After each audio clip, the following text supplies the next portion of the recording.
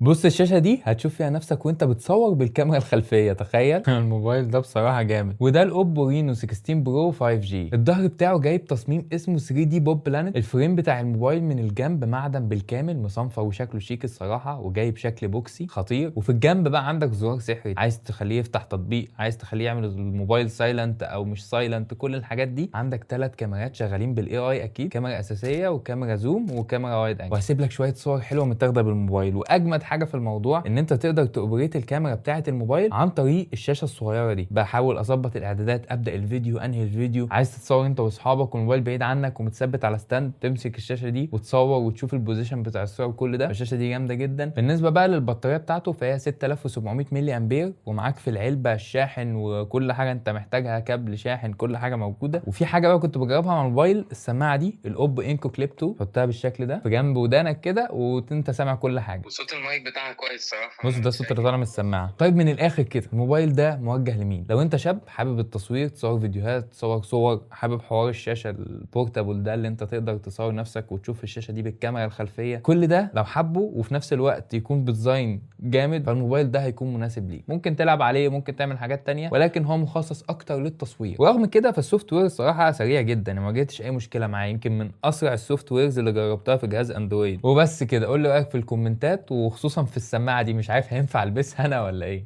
سلام.